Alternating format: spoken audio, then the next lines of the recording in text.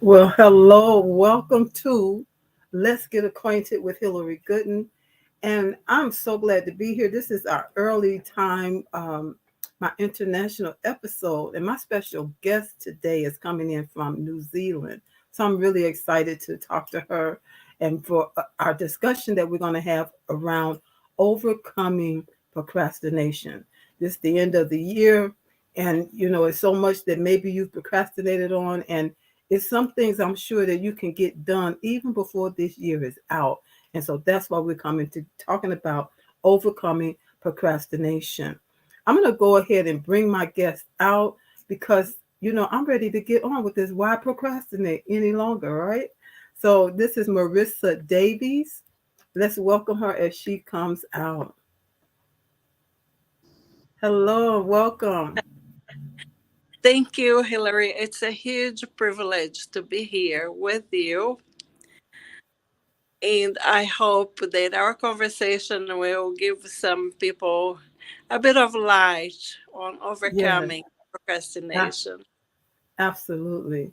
So today, you know, when we were just talking backstage, you mentioned the physiological sides of it. A lot of times we don't think about procrastination being something that's going on, on the inside, really. Yes. But Yes. I just wanted to give a definition, real basic. What is, I'm going to say, what is inflammation? I talk about that so much. What is procrastination? And it is the act of unnecessarily postponing decisions or actions. And at some time, everybody, I think, everybody goes through a bout of procrastinating about something they're not too thrilled about. But procrastination can be a big problem for some people, right? Yes, definitely. I believe that when people procrastinate, they always have a reason much bigger than just the procrastination that they show. And one of the greatest um, causes of procrastination, and people are not hardly ever aware, is anxiety. Mm, I'm talking about the physiological response to something that people struggle thinking about doing it. As yeah. an example, I could mention to you, at one time in my life, I very much needed a scholarship to progress with my studies. And I love writing. I have no issues with writing. I was an A plus student, but because I desperately needed this scholarship, I knew I couldn't fail. So for each essay that was due, I struggled and struggled and I postponed it and I read and read and read about it. When it was time to produce it, I just would put it to the corner and leave it. Mm, I felt so anxious and so scared that I would fail that I ended up stressed out and having to do something that could have been a lot easier if I had this awareness that I was feeling anxious. I wasn't allowing me to fail. And all human beings fail. So, and it wasn't an issue. I created a monster in my head yeah. and I became scared of a monster called failure. That I like the way you put that. You created a monster in your head, and we all Yeah. do that at times. I know I've stressed out about some things over the years just because of Yes. fear and anxiety. Fear too, fear and Yes. anxiety. That fear fuels that anxiety, and then the anxiety fuels the procrastination, and then you Yeah. end up not getting things done. And one thing you said, didn't allow yourself to fail, but you also didn't allow yourself to win. Yes. It depends on how we're looking at things, right? Yeah. I love Definitely. it. I love it. Um, Definitely. So we have a few talking points here. Thank you for joining in. As you join in, please do share this broadcast out because this is something we all need to overcome, especially now when when you're thinking about it even more. That it's some things you meant to get done this whole year, and we Yeah, find ourselves down to the last few weeks actually of this entire year, and we still need to get some things done. And we're going to yeah, talk. We have a few talking points, and we're going to go ahead here. And yeah. also, as you share it, put in the comments where you're coming in from. I'm coming in from the Chicagoland area, and then I have Miss Marissa is coming in from New Zealand, and it's early in the morning where she is. So I really appreciate you being Yeah. here.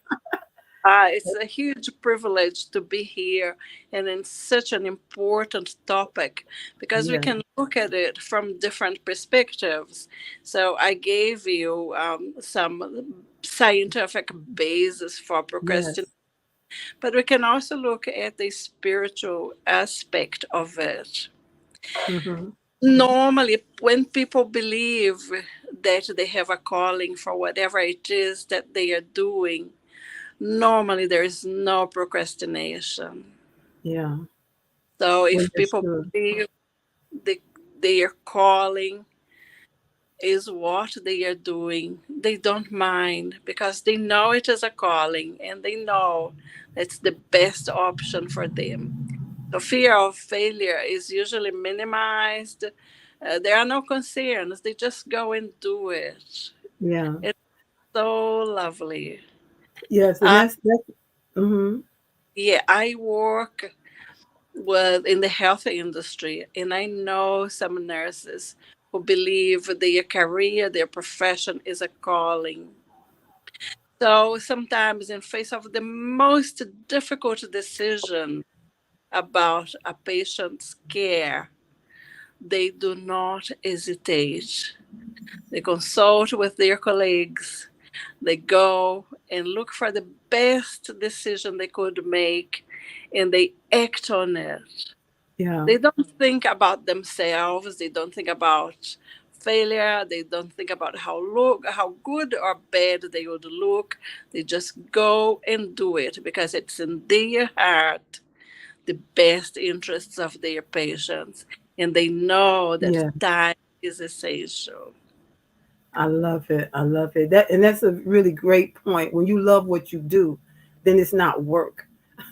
And you don't Yeah, find it difficult. It comes easy to you.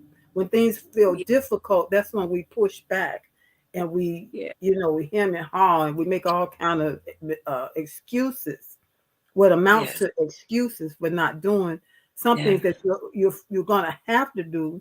And sometimes you miss opportunities when you yeah, don't act within a certain time frame, and that opportunity might not come around again.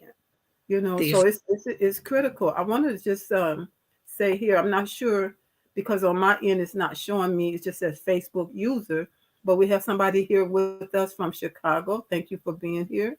And if you're somebody I know, you can put your name in the comments too, because it's not showing me right here. And then they also said, I stand in agreement. Thank you so much. So if you have any comments about what we're saying, please, you can add to the discussion in the comments, and I'll be glad to put it up. Oh, this is Caprice. I have seen this beautiful name, Caprice Jones. Thank you. Make sure you share this out. So let's go to our love, first talking point here. yes, Uh, love, we, as far as what can we do to overcome, we've talked about yeah, what some of the causes are, but what are some yeah, of the things we can do to overcome? And so, yes. can you see No, that first one there that says I did? Can you see that? me. Yeah. Can you see the comment there at the bottom of the I can screen? har- I can hardly see it because I'm using a Okay. very small screen, and I would Okay. appreciate if you read it out. Okay. That Let me read it. Let that's me read it. It lovely. says identify when you are most effective and do tasks you find difficult at these times, at those times. What are your Yeah, comments on that? yes, it's very clever to identify where it is most difficult, because even when we are doing what is our calling. There are some tasks that no one wants to do. As an example, I have a friend who is self employed and she doesn't earn enough to hire an accountant. And it is essential that she keeps her bookkeeping in order because often people who are self-employed are audited here in New Zealand, so she really needs to keep it updated. But every time she sits to do it, she has to remember another task that she should have done. Mm-hmm. And goes. So the comment, it does make a lot of sense. It's very important to prioritize what it is that you need to do and take action. Don't think Yeah. twice. And also, it is very important to look at the task as a gift, as a great opportunity. Mm-hmm. So this friend of mine, every time once she realized she was procrastinating and things were falling behind, she realized that that opportunity to sit and do her book work was the greatest opportunity she had to switch off from other people's problems, from other issues that were happening in her family, and she just could sit and crunch numbers, just list the expenses she had, the income she Yeah. had, and put yeah in writing, and that was it. I was, as listening to you, it reminds me of our mind. Our mind is always trying to help us.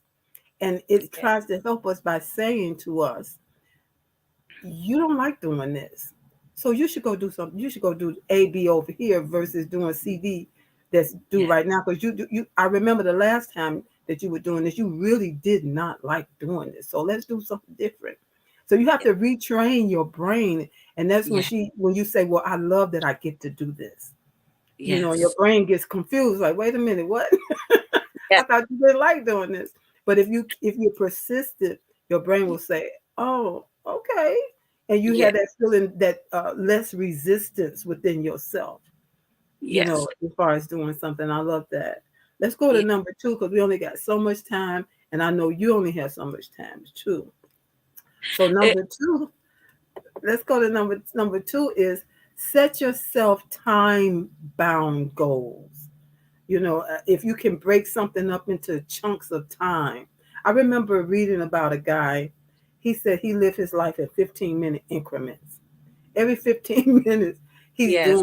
he's focusing on something different. That's where he was at that time. I would say maybe every hour. I found when I was working on the job, Yeah.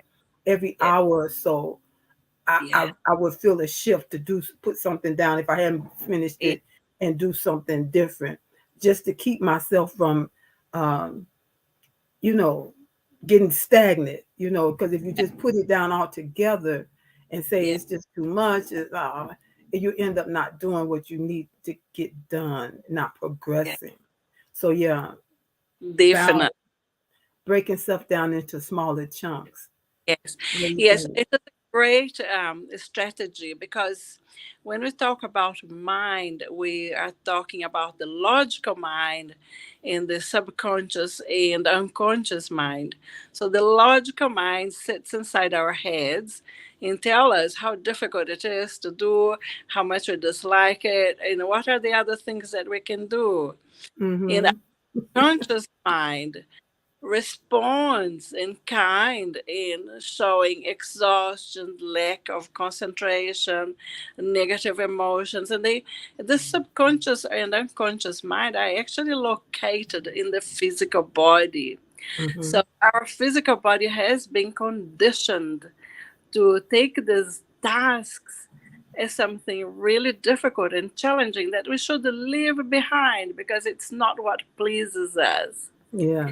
And when we cut it into small chunks, even if it is 5-minute chunks of that task, we start reconditioning our unconscious and subconscious mind to see that task as something different. It's about making what is unfamiliar familiar. Yeah. And And that's making just one, like, mhm. yeah, in That's just making, like what I'm sorry, what I was thinking about as far as health is concerned, because I know that's something that we're both dealing with. Uh, yeah, something I was just talking to somebody, it must have been day before yesterday, and they said, I know I need to exercise, but somehow my mind just don't won't help me. I can't get in gear. And it's yeah, like break that down. Because he was thinking about I gotta work out for an hour. I gotta go to the gym and work out for an hour. Well, no, you don't have to make it so much time. I mean, even if you do 5 or 10 minutes of some kind of physical movement of your body, that's going to help you. And that's yeah, easier to get done, you yeah, know. Yeah, yeah, go ahead. definitely. It is a way to trick the mind to accept what is new as, Yeah, and it's a great suggestion. Just a little yeah, bit at 2 minutes. It's great. It's I better love than it. Then tomorrow. none at all. Talk yourself out of going to the gym for an hour and you don't do anything. That's not Yes. good either. Yeah. Let's go on to number 3. Number 3 Mhm. says, give yourself permission. And we kind of talked about this already. Give yourself permission to make mistakes or to Yeah. have that moment of failure or to Yeah. have that win, you know. Yes. But if you make mistakes, this comes from people who procrastinate, who want to be perfect. Yes. That's what I think. And nobody is perfect. You have to give yourself in those cases, give yourself permission to make mistakes so you can move forward and learn from it. Yes. Definitely. Definitely. Okay, go ahead. As many mistakes as you would like. And Exactly. often these mistakes have no consequence whatsoever. Nothing happens if you fail, if you err. So let it happen. It's a great experience. Hmm. And some people might even want to go and make the mistake on purpose just to Just so you can feel, see, yes. Um, like you say, see what the end's going to be. Sometimes you think it's going to be like you find out at the end of it, I didn't die. Nothing fell apart. no, It was that monster I created in my head that made me think it was gonna be just uh yes, astronomical when most of the time it's just not. yes. It's very important to keep that into perspective. Don't allow our minds to create that monster. Just, Exactly. I love it. So yeah, then we have one more point I want to get to before shifting. And so this one it says identify the smallest possible step you can take. And I think we can just kind of talk about that. The smallest possible step you can make to move forward towards your goal. That's what yeah, it says. And yeah, that's so important too. Um I Miss Caprice, is procrastination something that you're working on? If it is, put a yes in the comments. I just wonder if this is helping you at all. And anybody else that's listening, just put it in the comments so we can know if this is helping you. So we talked about smallest possible steps. Breaking it down into small increments of time is one thing, but breaking the task down yeah, into smaller steps is another thing. You yeah. know, and that helps me. I'm one of those people that need to break things down into Yeah. steps. Hmm. Yes. And remember that there are some tasks that you might want to leave incomplete Hmm. because Hmm. there is some, for instance, like my friend who was doing her book work, they used to sit and do the bookwork for the whole month. So much stress for someone who doesn't like to look at numbers. And then she realized that if she entered each expense and each income daily, even if it was for 1 minute, because you do it nowadays using proper software, it takes just a couple of minutes. If she did Hmm. it every day, she had no problem. But if she left it for months and months and months, then it was just stress. Mhm. Even Yeah. if the cannot be completed, but giving it a start is better than nothing. Yes, absolutely. So Caprice says, absolutely, she knows about this procrastination. And so, Yeah, and she put a great big yep.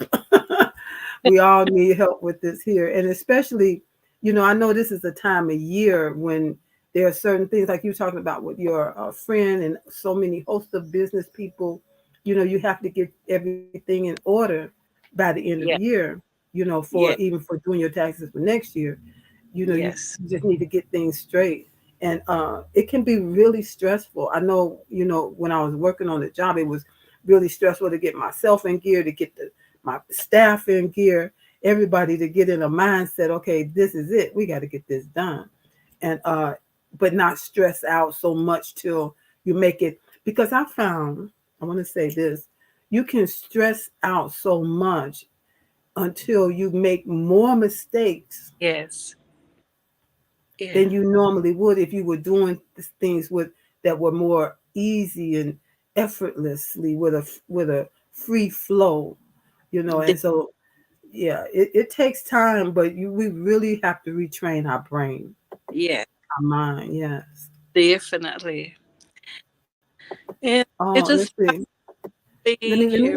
Let's stop right here. I'm gonna see what Caprice says. She said, "I procrastinate being self-employed. It's not easy, and I Mm. understand that one."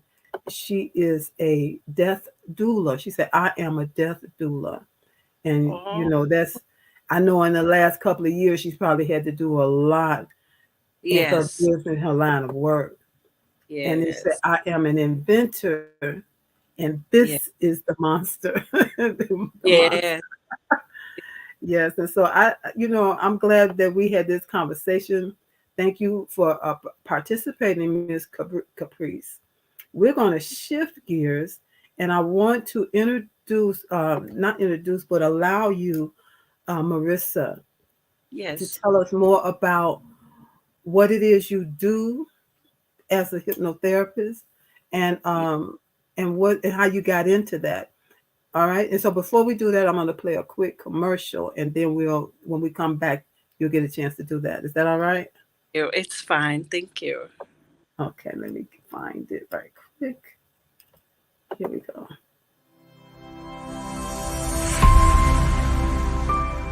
Hi, busy women leaders. I'm talking to you.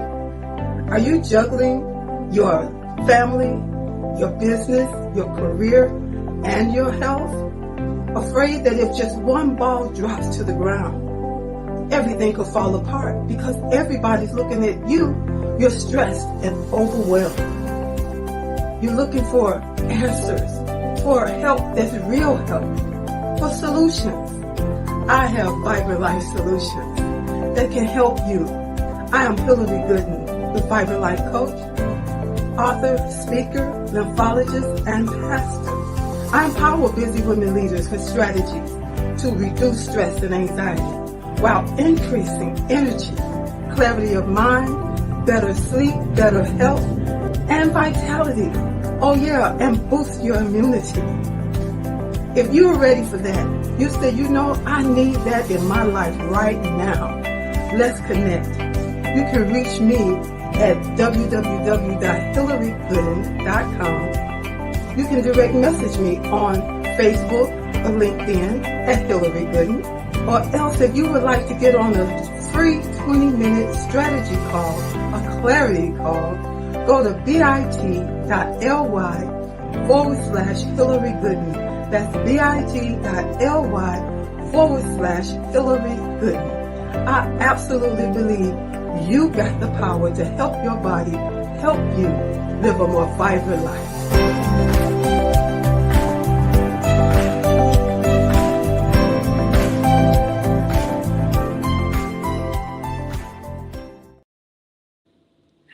Thank you, Hillary. That All was, right.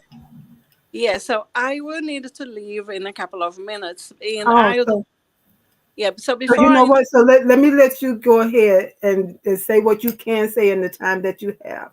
All right? yeah, For me, the most important thing are the people who are listening to us. And I just forgot to mention one thing. For me, the greatest way to get rid of procrastination is to accept that I'm not alone. None of us is alone. Amen. That's This right. idea of being an individual, of being isolated, me and you and the other, is an illusion. We are all one. And Yeah. when the task is very challenging, I always try and tap into a higher power and let that higher power guide me. And I allow myself to shut myself to my emotions and just progress towards the task and do it without fear, because I know I have guidance from that higher power. That's how I cope with my procrastination most of the time. Okay. Now, So just a little bit about my yeah, and background. then make sure you tell them where they can reach you when you get done. Oh, definitely, definitely.